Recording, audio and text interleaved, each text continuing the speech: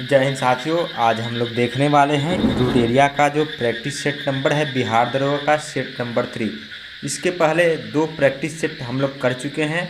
जो लोग अभी तक प्रैक्टिस सेट को नहीं बनाए हैं या आपने उसको नहीं देखा है तो डिस्क्रिप्शन बॉक्स में आपको लिंक दे दिया जाएगा, वहां से आप लोग जाकर देख सकते हैं, या प्लेलिस्ट बनाया गया है वहां से भी इस टेस्ट को जाकर आप लोग देख सकते हैं। तो वीडियो शुरू करने से पहले मैं आप लोगों को बता दूं, जितने भी हमारे दोस्त चैनल पे नए हैं चैनल को सब्सक्राइब कर लेंगे, बेल आइकन को दबा देंगे, जिससे कि आपको नए वीडियो की नोटिफिकेशन मिलती रहे। इससे पहले एक और बात कि 800 रूट एरिया का जो करंट अफेयर्स आया है, जिसमें 800 प्रश्न हैं, लगभग 16 सेट हैं, सभी में आपके 50 प्रश्न हैं। तो ध्यान देंगे, इसका भी आपको लिंक दिया जाएगा, ठीक है। आई बटन पर आपको लिंक मिल जाएगा। ये आपके मात्र 4.5 घंटे में 800 करंट अफेयर्स करा दिया गया है। तो जो लोग नहीं देखे हैं करंट अफेयर्स, आप लोग अवश्य जा कर के देख लेंगे। ये आपका एक रिवीजन वीडियो है कि किसी भी परीक्षा में जाते हैं तो परीक्षा से पहले इसे ज़रूर देख कर जाएँ। चलिए आज के सेशन को हम लोग शुरू कर लेते हैं, ठीक है। पहला प्रश्न जो है आपका कि अपने विरोधियों के प्रति किसने कठोर नीति अपनाई थी, जिसका यानी लौह एवं रक्त की नीति का पालन किया। तो लौह एवं रक्त की नीति का पालन जो है बलबन के द्वारा किया गया था। आंसर यहाँ पर आपका सी हो गया। वही बलबन की वास्तविक नाम की बात करें बहाउद्दीन, और यह इल्तुतमिश का गुलाम था, और इसने जो है एक प्रथा चलाई सिजदा एवं पैबोस। सिजदा एवं पैबोस प्रथा जो है बलबन के द्वारा चलाया गया था, और यह अपने आप को अफरासियाब का वंशज भी कहा करता था। दूसरा प्रश्न है कि फिरोज तुगलक ने के द्वारा लगाया गया सिंचाई कर उपज का कुल कितना भाग होता था। तो फिरोज तुगलक के द्वारा जो लगाया गया था सिंचाई कर कुल उपज का 1/10 भाग हुआ करता था। कितना होगा? 1/10। आपका सही आंसर ऑप्शन नंबर डी होगा, ठीक है। मैं आपको फिर से बता दूं, जितने भी नए दोस्त हैं आप लोग चैनल को अवश्य सब्सक्राइब कर लेंगे। जो लोग बिहार दरोगा की तैयारी कर रहे हैं ये चैनल उनके लिए काफ़ी ही महत्वपूर्ण है, ठीक है। तो आप लोग चैनल को सब्सक्राइब कर लेंगे और अपने मित्रों तक वीडियो को ज़रूर शेयर करेंगे। और यदि आप बिहार दरोगा के लिए डेली ऑनलाइन टेस्ट लगाना चाहते हैं तो आप हमारे इस व्हाट्सएप नंबर पर ज्वाइन द टेस्ट लिख करके मैसेज कर सकते हैं। आपको टेस्ट ग्रुप में ऐड कर दिया जाएगा और आपको डेली बेसिस पर टेस्ट मिलने लगेगा। चलिए अगला क्वेश्चन देखते हैं। क्वेश्चन नंबर 4 कि निम्नलिखित में से किसे मराठों का मैकियावेली कहा जाता है। तो बात करें मराठों का मैकियावेली नाना फडणवीस, जिनका मूल नाम बालाजी जनार्दन भानु था, और इन्हें जेम्स ग्रांट डफ के द्वारा जो है इन्हें नाना फडणवीस यानी मैकियावेली कहा गया। तो मराठों का मैकियावेली नाना फडणवीस को, और इनका मूल नाम बालाजी जनार्दन भानु था, याद रखेंगे। क्वेश्चन नंबर 5 है पाहुल प्रणाली की शुरुआत किसके द्वारा की गई थी। तो पाहुल प्रणाली की शुरुआत जो है आपका गुरु गोविंद सिंह के द्वारा। किनके द्वारा? गुरु गोविंद सिंह के द्वारा। गुरु गोविंद सिंह जो है सिखों के अंतिम गुरु थे। इनका जन्म 1666 में हुआ था, ठीक है। और खालसा पंथ की स्थापना इन्होंने 1699 में, और इनकी मृत्यु 1708 नांदेड़ में हुई थी। अगला प्रश्न देखते हैं। क्वेश्चन नंबर 6 मुस्लिम शिक्षा के विकास के लिए सर्वप्रथम मदरसा की स्थापना कब की गई। तो मुस्लिम शिक्षा के विकास के लिए सबसे पहले मदरसा की स्थापना कोलकाता में 1781 में की गई थी, और इस समय भारत के वायसराय या गवर्नर जनरल बंगाल के जो थे आपके वारेन हेस्टिंग्स थे। अगला प्रश्न है कि दास प्रथा का अंत किस गवर्नर जनरल के शासनकाल के दौरान किया गया। तो दास प्रथा का अंत जो है 1843 लॉर्ड एलनबरो के काल में किया गया था। सही आंसर आपका होगा ऑप्शन नंबर सी, एक्ट 5 के तहत, ठीक है। आप लोग अपना कमेंट बॉक्स में स्कोर जरूर बताइएगा, कितना प्रश्न आप लोग सही कर पा रहे हैं। यदि आपको पीडीएफ चाहिए तो आप हमारे टेलीग्राम ग्रुप को ज्वाइन कर सकते हैं। नीचे आपको डिस्क्रिप्शन बॉक्स में टेलीग्राम का लिंक मिलेगा। क्वेश्चन नंबर 8 है प्रसिद्ध रंपाओं का विद्रोह से संबंधित राज्य कौन सा है। तो रंपाओं के विद्रोह की बात करें 1979 से लेकर 1922 तक आंध्र प्रदेश में हुआ था। तो यहाँ पर आंसर आपका ए होगा। रंपाव का विद्रोह आंध्र प्रदेश और नेता सीताराम राजू कौन थे? सीताराम राजू रंपाव के विद्रोह के नेता थे। अगला प्रश्न है भारतीय सुधार समिति की स्थापना किसने की थी?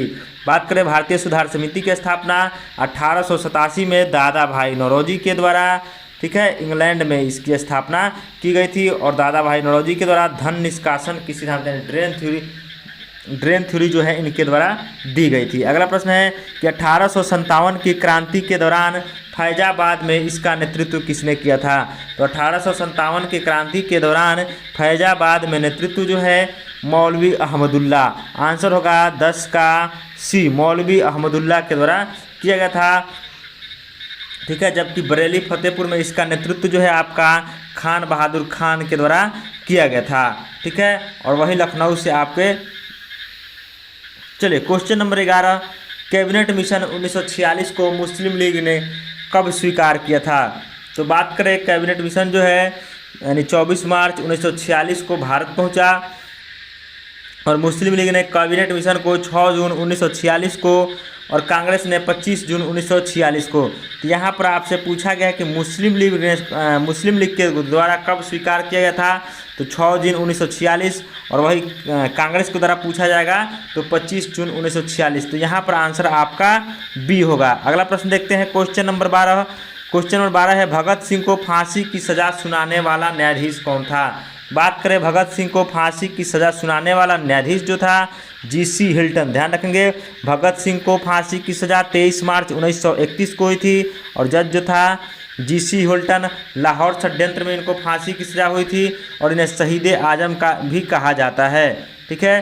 क्वेश्चन नंबर 13, आग का आविष्कार किस काल के दौरान हुआ था? तो आग का आविष्कार जो है आपका पूरा पाषाण काल में, वही पहिया का आविष्कार जो है आपका नवपाषाण काल में हुआ था। यहाँ पर आंसर आपका बी आपका सही आंसर होगा। अगला प्रश्न है निम्नलिखित में से किस स्थान से नर्तकी की कांस्य मूर्ति प्राप्त हुई है? नर्तकी की कांस्य मूर्ति जो है आपका मोहनजोदारो से। तो यहाँ पर आंसर होगा ऑप्शन नंबर सी, ठीक है। और नृत्य करती हुई ये मूर्ति है जिस कारण कांस्य की मूर्ति प्राप्त हुई है और यहाँ पर जो है कांस्य के अधिक प्रचुरता होने के कारण यानी कि कांस्ययुगीन सभ्यता भी इसे कहा जाता है। क्वेश्चन नंबर 15 की ओर चलते हैं। क्वेश्चन नंबर 15, प्रसिद्ध राजवैद्य जीवक किसके दरबार में रहते थे? तो राजवैद्य जीवक की बात करें, राजवैद्य जीवक जो है आपके बिंबिसार के दरबार में रहते थे, ठीक है। और इन्होंने महात्मा बुद्ध की सेवा में राजवैद्य जीवक को भेजा था, किसके द्वारा? तो बिंबिसार के द्वारा, ठीक है। चलिए क्वेश्चन नंबर 16, किस वर्ष राष्ट्रीय नियोजन समिति का गठन किया गया था?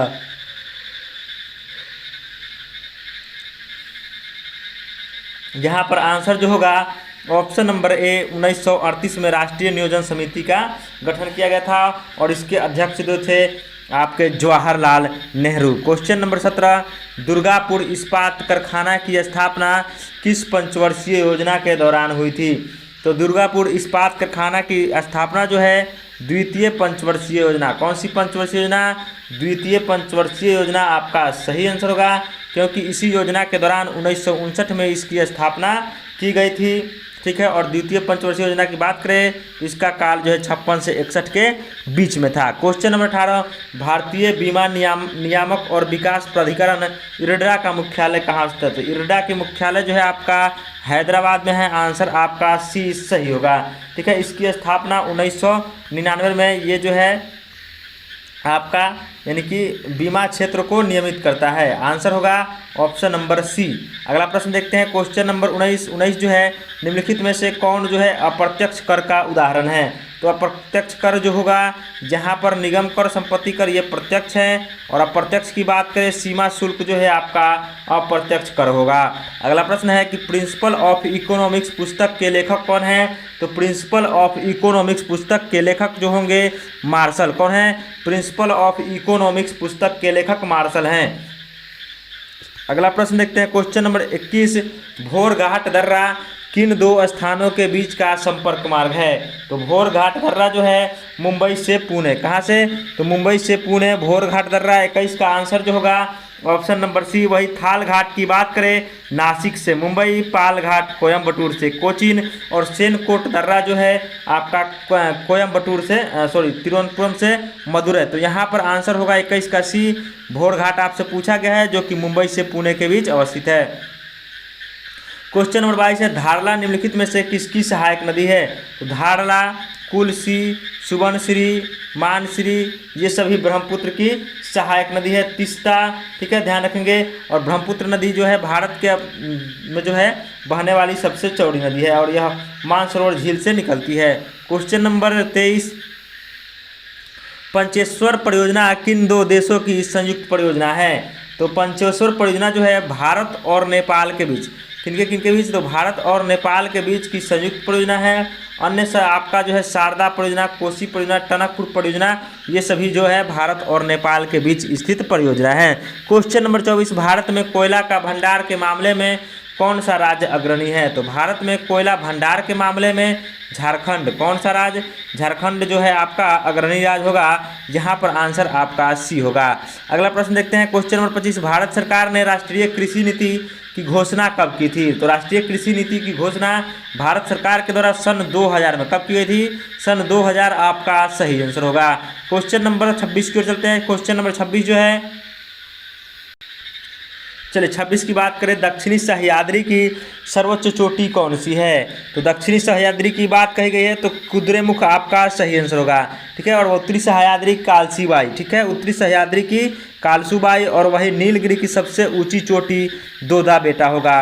निम्नलिखित में से किस राज्य से होकर कर्क रेखा नहीं गुजरती है? तो कर्क रेखा भारत के 8 राज्यों से होकर गुजरती है, ध्यान रखेंगे। गुजरात, राजस्थान, मध्य प्रदेश, छत्तीसगढ़, झारखंड, पश्चिम बंगाल, त्रिपुरा और मिजोरम। तो यहाँ पर बात करें मणिपुर से नहीं गुजरती है, आंसर आपका 27 का डी होगा। फिर से मैं आप लोगों को बता दूं, जितने भी दोस्त चैनल पर नए हैं, चैनल को सब्सक्राइब नहीं किए, आप लोग सब्सक्राइब अवश्य कर लेंगे और आप सभी लोग वीडियो को शेयर जरूर कर देंगे, जिससे कि ज़्यादा से ज़्यादा मित्र जुड़ पाए। क्वेश्चन नंबर 28 जावा सागर तथा हिंद महासागर को कौन सी जल संधि जोड़ती है? तो जावा सागर और हिंद महासागर को जो है सुंडा जल संधि, कौन सी जल संधि? तो सुंडा जल संधि के द्वारा जोड़ा जाता है। क्वेश्चन नंबर 29 किस महाद्वीप को मानव की उत्पत्ति का केंद्र माना जाता है? तो मानव की उत्पत्ति का केंद्र की बात करें अफ्रीका महाद्वीप आपका सही आंसर होगा। अफ्रीका महाद्वीप में मानव की उत्पत्ति का केंद्र माना जाता है। अगला प्रश्न है कि निम्नलिखित में से किस मृदा का क्षेत्रीय विस्तार भारत में सर्वाधिक है? तो भारत में सबसे अधिक क्षेत्र पर जो है जलोढ़ मृदा फैला हुआ है, लगभग 40% से अधिक भूभाग पर। आंसर होगा ऑप्शन नंबर सी, ठीक है। क्वेश्चन नंबर 31 मुरलेन राष्ट्रीय उद्यान किस राज्य में स्थित है? तो मुरलेन राष्ट्रीय उद्यान जो है आपका मिजोरम, सही आंसर होगा ऑप्शन नंबर बी, मुरलेन राष्ट्रीय उद्यान जो है मिजोरम में अवस्थित है। क्वेश्चन नंबर 32 की बात करें विश्व ओजोन दिवस किस तारीख को मनाया जाता है? तो विश्व ओजोन दिवस की बात करें 16 सितंबर आपका सही आंसर होगा, यानी ऑप्शन नंबर डी सही होगा। और इसका 2020 में जो मनाया गया इसका थीम है ozone for life 35 years of ozone layer protection, सही आंसर जो होगा ऑप्शन नंबर डी। अगला प्रश्न देखते हैं क्वेश्चन नंबर 33 भारत में अंतरिक्ष कार्यक्रम की शुरुआत कब की गई थी? तो भारत में अंतरिक्ष कार्यक्रम की शुरुआत जो है सन 1962, सही आंसर होगा ऑप्शन नंबर बी, ठीक है। 1962 में भारत में अंतरिक्ष कार्यक्रम की शुरुआत हुई थी। अंतर्राष्ट्रीय श्रम संगठन का मुख्यालय कहाँ अवस्थित है? तो ये आपका काफ़ी ही आसान प्रश्न है। अंतर्राष्ट्रीय श्रम संगठन का मुख्यालय जो होगा जिनेवा में है। इसकी स्थापना 1919 में की गई थी, इसको भी ध्यान रखेंगे। क्वेश्चन नंबर 35 उदय भूमि निम्नलिखित में से किस महापुरुष की समाधि स्थल है? तो उदय भूमि जो है आपकी KR नारायणन, किनकी? KR नारायणन की समाधि स्थल है, आंसर होगा ऑप्शन नंबर डी, ठीक है। चलिए तो यहाँ पर 35 का आंसर जो है डी होगा। क्वेश्चन नंबर 36 है देश की सर्वोच्च वीरता पुरस्कार निम्नलिखित में से कौन सी है? तो देश की सर्वोच्च वीरता पुरस्कार जो होगी परमवीर चक्र, सही आंसर होगा ऑप्शन नंबर सी। और यह पुरस्कार जो है 1947 से ही दिया जा रहा है। क्वेश्चन नंबर 37 रेणुका झील जो भारत में रामसर आर्द्रभूमि क्षेत्र के अंतर्गत आता है वह किस क्षेत्र राज्य में है? तो ये भारत में जो है कुल आपके 42 आर्द्रभूमि क्षेत्र हैं, जिसमें रेणुका झील जो है आपका हिमाचल प्रदेश में कहाँ स्थित है, और सबसे छोटा आर्द्रभूमि क्षेत्र यही है, रामसर आर्द्रभूमि यानी रेणुका। ठीक है, रेणुका रामसर आर्द्रभूमि।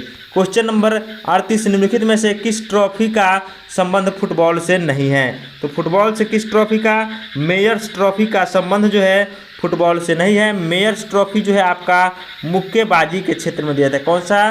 तो मुक्काबाजी सही आंसर होगा।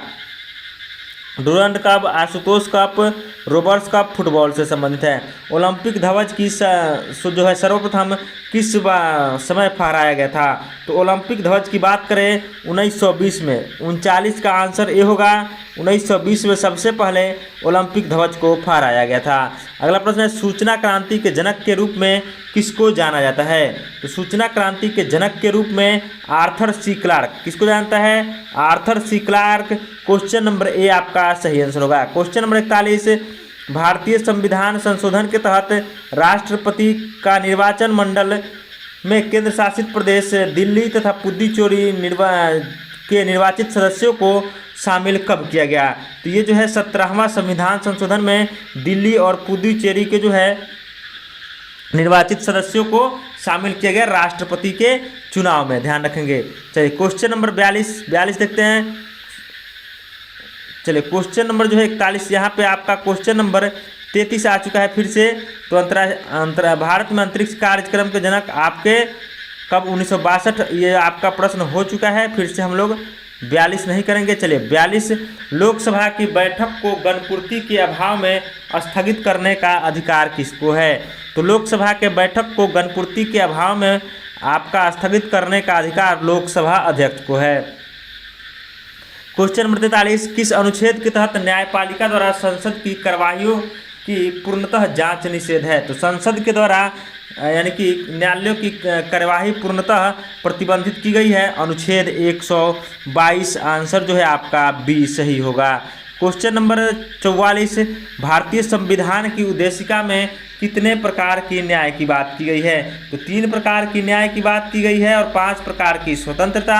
कौन कौन सी न्याय है? सामाजिक, आर्थिक और राजनीतिक। 3 प्रकार की न्याय की बात की गई है भारत के संविधान में। क्वेश्चन नंबर हम लोग 45 को चलते हैं। निम्नलिखित में से कौन स्वतंत्र भारत के पहले सूचना एवं प्रसारण मंत्री थे?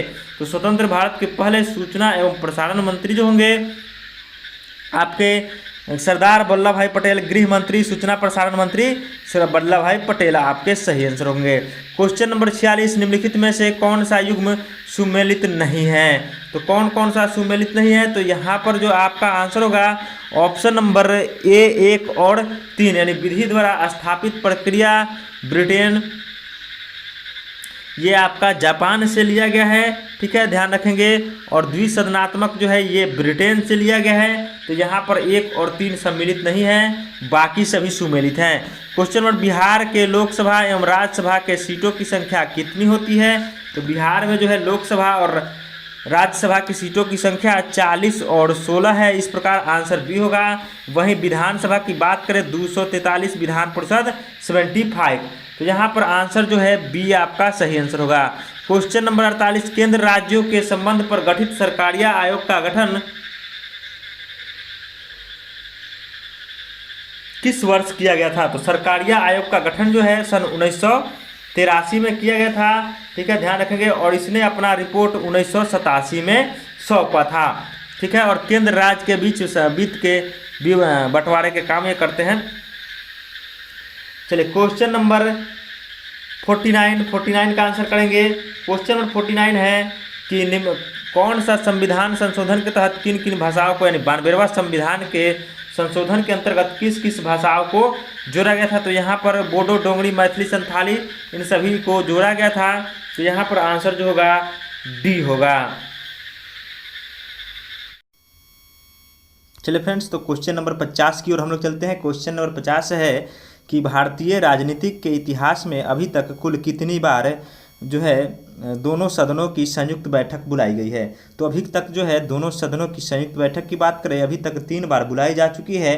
पहली बार 1961 में आपकी दहेज प्रतिबंध विधेयक, बैंक सेवा आयोग विधेयक, आतंकवाद निरोध विधेयक, यानी कि बैंक सेवा के लिए 1978 में और दूसरी बार जो है आपकी 2002 में। ठीक है, चलिए क्वेश्चन नंबर 51 की ओर चलते हैं। उच्च न्यायालय के न्यायाधीशों की सेवानिवृत्ति की आयु क्या होती है? तो उच्च न्यायालय के न्यायाधीशों की सेवानिवृत्ति की जो है अधिकतम आयु यानी कि कितने साल बाद वो रिटायर हो सकते हैं, तो उनके लिए 62 ईयर्स। वही आपके उच्चतम न्यायालय के मुख्य न्यायाधीश के लिए 65 ईयर्स। तो यहाँ पर आंसर होगा 51 का, ऑप्शन नंबर सी। अगला प्रश्न देखते हैं क्वेश्चन नंबर 52। दल बदल निरोध अधिनियम किस वर्ष पारित किया गया?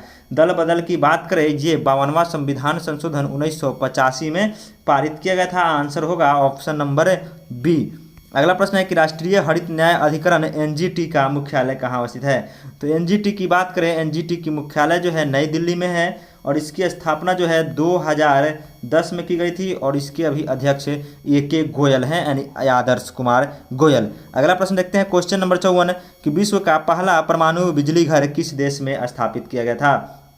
तो बात करें, विश्व का पहला परमाणु बिजली घर रूस में स्थापित किया गया था 1954 में। इसको याद रखेंगे, कहाँ स्थापित किया गया था? तो रूस में। अगला प्रश्न है कि बर्बरी और जमुनापरी किसकी प्रमुख नस्ल है? तो बर्बरी और जमुनापरी जो है आपकी ये बकरी की नस्ल होंगी। क्वेश्चन नंबर 55 का सही आंसर होगा ऑप्शन नंबर सी, बर्बरी आपका सही आंसर होगा।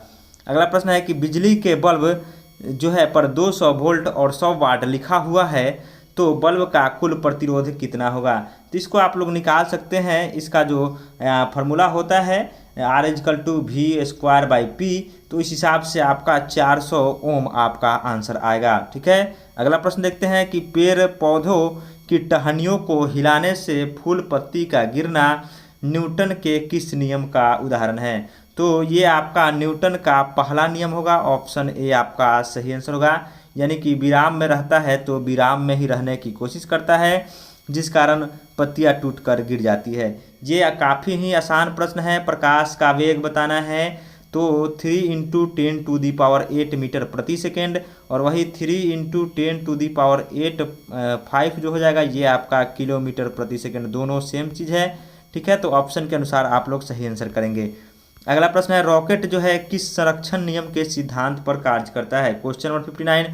तो रॉकेट की बात करें, रॉकेट आपका संवेग संरक्षण रैखिक संवेग संरक्षण, ऑप्शन बी आपका सही आंसर होगा। दोस्तों मैं फिर से आपको बता दूं कि डेली आपके लिए बिहार दरोगा की फुल लेंथ टेस्ट सीरीज चलाई जा रही है। जो लोग इस टेस्ट सीरीज से जुड़ना चाहते हैं, इस नंबर पर आप लोग ज्वाइन द टेस्ट लिखकर मैसेज कर सकते हैं, आपको ऐड कर दिया जाएगा। अगला प्रश्न है कि शेविंग ब्रश के रेशों को आपस में चिपक जाना किसका उदाहरण है? तो शेविंग ब्रश जो है आपस में किस कारण से चिपक जाते हैं? आंसर होगा पृष्ठ तनाव। ठीक है, अगला प्रश्न देखते हैं क्वेश्चन नंबर 61। फ्लेमिंग के दाएं हाथ के नियम का प्रयोग किसका पता लगाने के लिए किया जाता है? तो फ्लेमिंग के दाएं हाथ के नियम का प्रयोग जो है प्रेरित धारा, सही आंसर होगा ऑप्शन नंबर ए। प्रेरित धारा का पता लगाने के लिए फ्लेमिंग के दाएं हाथ का नियम का प्रयोग किया जाता है। फोटोन की खोज किसने की थी? तो फोटोन की खोज की बात करें तो यहाँ पर आंसर होगा अल्बर्ट आइंस्टीन सन 1905 में। ठीक है, इनको भी ध्यान रखेंगे। और फोटोन एक ऐसा कण है जिसका द्रव्यमान शून्य होता है। अगला प्रश्न है कि किसी तत्व का रासायनिक गुण किस पर निर्भर करता है? तो किसी तत्व का रासायनिक गुण जो है उसके इलेक्ट्रॉनों की संख्या पर निर्भर करेगा, ऑप्शन सी आपका सही आंसर होगा। अगला प्रश्न देखते हैं क्वेश्चन नंबर 64। निम्न में से कौन लोहे का शुद्धतम रूप है? तो लोहा का शुद्धतम रूप जो हो जाएगा आपका पिटवा लोहा आपका सही आंसर होगा, जिसमें 0.4 से लेकर के 0.8 तक जो है कार्बन का प्रतिशत होता है। आंसर आपका बी सही होगा, पिटवा लोहा। अगला प्रश्न है पीतल निम्नलिखित में से किसका किसका मिश्रण है? तो पीतल की बात करें, पीतल जो होगा आपका तांबा और जास्ता, आंसर बी होगा। वही तांबा और टिन की बात करें ये आपका कांसा का मिश्रण है। अगला प्रश्न देखते हैं क्वेश्चन नंबर 66 कि समुद्र में गोताखोरी करते समय गोताखोर ऑक्सीजन के साथ किस गैस का प्रयोग करते हैं? तो समुद्र में जो है गोताखोर ऑक्सीजन के साथ हीलियम गैस का प्रयोग करते हैं। आंसर जो होगा ऑप्शन नंबर सी आपका सही आंसर होगा। क्वेश्चन नंबर 67 सुक्रोज के जल अपघटन से किसका निर्माण होता है? सुक्रोज के जल अपघटन से आपका निर्माण होगा ग्लूकोज प्लस फ्रैक्टोज। तो यहाँ पर आंसर आपका डी हो जाएगा, ए एवं सी। अगला प्रश्न देखते हैं क्वेश्चन नंबर 68, निम्नलिखित में से किसका वैज्ञानिक नाम ओराइजा सैटिवा है। तो ओराइजा सैटिवा जो आपका वैज्ञानिक नाम है ये आपका धान का है, ठीक है। पीसर एस्टिवम मटर का, ठीक है। ब्रासिका कॉम्पेस्टिका सरसों का हो जाएगा। तो यहाँ पर ध्यान रखेंगे धान आपका सही आंसर होगा। चलिए अगला प्रश्न देखते हैं क्वेश्चन नंबर 69, निम्नलिखित में से कौन सा ग्रामिनेसी कुल का पौधा नहीं है। तो ग्रामिनेसी कुल का पौधा की बात करें तो यहाँ पर आपका जो होगा नारियल जो है सही आंसर होगा। नारियल जो है आपका पॉलमी कुल का, ठीक है। पॉलमी और जौ, मक्का, ज्वार, बांस, चावल ये सभी आपका ग्रामिनेसी कुल के पौधे हैं। अगला प्रश्न है एमाइलेज एंजाइम का स्राव किसके द्वारा होता है। तो एमाइलेज एंजाइम की बात करें तो एमाइलेज एंजाइम का स्राव जो है अग्नाशय ग्रंथि के द्वारा। आंसर होगा ए लाइपेज, एमाइलेज, ट्रिप्सिन इत्यादि जो है आपके जो भी एंजाइम है ये अग्नाशय के द्वारा, वही पेप्सिन और रेनिन जठर रस के द्वारा इनका स्रावन होगा। अगला प्रश्न है वृक्क के बाहरी तथा भीतरी भाग को क्रमशः क्या कहते हैं। तो वृक्क के बाहरी भाग एवं भीतरी भाग को, बाहरी को कोटेक्स और भीतरी को मेडुला कहते हैं। आंसर होगा ऑप्शन नंबर ए, ठीक है। और वृक्क की कार्यात्मक इकाई को नेफ्रॉन भी कहते हैं, इसको भी ध्यान रखेंगे। क्वेश्चन नंबर 72, किस विटामिन का रासायनिक नाम टोकोफेरॉल है। तो कौन सा विटामिन होगा टोकोफेरॉल। विटामिन ई का जो है रासायनिक नाम tocopherol. C ascorbic acid, vitamin D calciferol, vitamin K phylloquinone, ठीक है। चलिए क्वेश्चन नंबर 73 की ओर चलते हैं। मलेरिया परजीवी की निम्न में से कौन सी अवस्था संक्रामक होती है। तो मलेरिया जो है आप जानते होंगे परजीवी के कारण होता है और इसकी संक्रामक अवस्था जो है स्पाइरोजाइट कहा जाता है, स्पाइरोजॉइट, ठीक है। आंसर होगा ऑप्शन नंबर ए। चर्चित पुस्तक platform scale for post pandemic world के लेखक कौन है। तो platform scale for post pandemic world के लेखक आपके होंगे संगीत पाल चौधरी जी। आंसर होगा सी, कौन है संगीत पाल चौधरी। क्वेश्चन नंबर 75, हाल ही में किस राज्य में जलाभिषेकम अभियान की शुरुआत की गई है। तो जलाभिषेकम अभियान जो है मध्य प्रदेश में, कहाँ शुरुआत की गई है, मध्य प्रदेश आपका सही आंसर होगा। अगला प्रश्न है विजय हरारे ट्रॉफी 2021 के विजेता कौन है। विजय हरारे ट्रॉफी 2021 के विजेता टीम आपकी मुंबई होंगी, कौन सी, मुंबई आपका सही आंसर होगा। वर्ल्ड हैप्पीनेस रिपोर्ट 2021 में भारत का स्थान क्या रहा है। तो वर्ल्ड हैप्पीनेस इंडेक्स में भारत का स्थान जो है 139 ध्यान रखेंगे। अगला प्रश्न देखते हैं क्वेश्चन नंबर 78, विश्व गौरैया दिवस जो है मनाया गया है 2021 में, इसका थीम क्या रखा गया है। तो ये आपका जो है आई लव स्पैरो। आंसर होगा option number C, I love sparrow आपका सही आंसर होगा। और 20 मार्च को प्रतिवर्ष जो है आपका गौरैया दिवस मनाया जाता है, इसको भी ध्यान में रखेंगे। क्वेश्चन नंबर अगले की ओर चलते हैं। हाल ही में तंजानिया की पहली महिला राष्ट्रपति कौन बनी है। तंजानिया की पहली महिला राष्ट्रपति सामिया सुलूह हसन कौन बनी है, सामिया सुलूह हसन आपका सही आंसर होगा। क्वेश्चन नंबर 80, दूसरा खेलो इंडिया यूनिवर्सिटी गेम्स 2021 की मेज़बानी कौन सा राज्य करेगा। तो दूसरा खेलो इंडिया यूनिवर्सिटी गेम्स की मेज़बानी 2021 में कर्नाटक सरकार के द्वारा। ऑप्शन डी आपका सही आंसर होगा। कौन सा राज्य करेगा, कर्नाटक सही आंसर होगा। क्वेश्चन नंबर 81, इथेनॉल नीति शुरू करने वाला भारत का पहला राज्य कौन बना है। तो इथेनॉल की नीति शुरू करने वाला भारत का पहला राज्य आपका बिहार बना है, कौन सा, बिहार सही आंसर होगा, ठीक है। क्वेश्चन नंबर 82, हाल ही में किस भारतीय अभिनेता को फिल्म आर्काइव पुरस्कार 2021 से सम्मानित किया गया है। तो भारत के अभिनेता होंगे अमिताभ बच्चन जी, सही आंसर होगा ऑप्शन नंबर ए, ठीक है। अगला प्रश्न है कि किस देश ने ब्रह्मोस क्रूज मिसाइल सहित रक्षा सामग्री आपूर्ति के लिए भारत के साथ एक समझौता पर हस्ताक्षर किया है।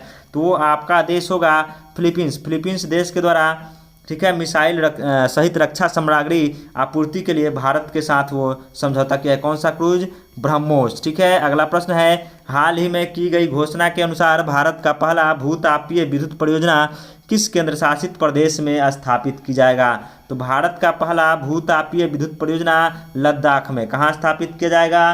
तो यहाँ पर आंसर होगा आपका लद्दाख। अगला प्रश्न देखते हैं क्वेश्चन नंबर 85, भारत का पहला स्वदेशी 9mm मशीन पिस्तौल किसने विकसित किया है? तो 9mm मशीन पिस्तौल जो है DRDO के द्वारा, किसके द्वारा? डिफेंस रिसर्च जो है। चलिए, तो यहाँ पर जो आंसर होगा ऑप्शन नंबर ए, ठीक है। अगला प्रश्न है कि किस देश ने जनवरी 2021 में ओपन स्काईज संधि से अपना संबंध तोड़ने की घोषणा की है? तो यहाँ पर जो आंसर होगा ऑप्शन नंबर,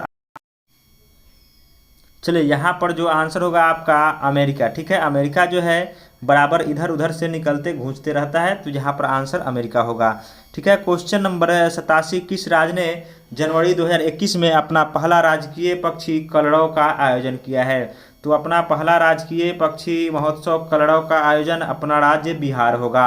अगला प्रश्न है कि केंद्रीय औद्योगिक सुरक्षा बल के नए महानिदेशक के रूप में किसे नियुक्त किया गया है? यानी CRPF, ठीक है, सॉरी CISF। तो यहाँ पर आंसर होगा CISF होगा।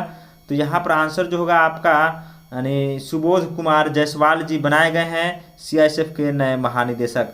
अगले प्रश्न की ओर चलते हैं। क्वेश्चन नंबर 89 जो है, हाल ही में सत्यपाल की मृत्यु हो गई, इनका संबंध किस क्षेत्र से है? तो सत्यपाल की बात करें, ये आपके फैशन डिजाइनर थे।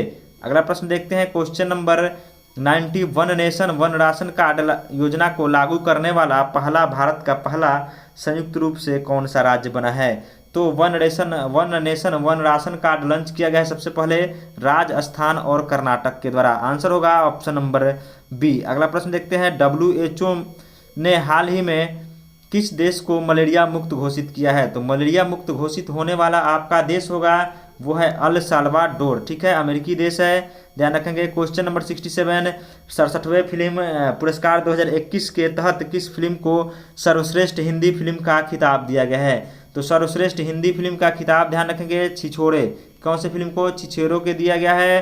क्वेश्चन नंबर 93, निम्नलिखित में से कौन सा देश G20 शिखर सम्मेलन 2023 का मेजबानी करेगा? तो G20 शिखर सम्मेलन 2023 का मेजबानी भारत के द्वारा किया जाएगा। आंसर होगा 93 का option number B. Question number 94 को देखते हैं। क्वेश्चन नंबर 94, केंद्र सरकार किस संस्थान के सहयोग से गेमिंग और जो है संबंधित उत्कृष्टता क्षेत्र में केंद्र बनाएगी?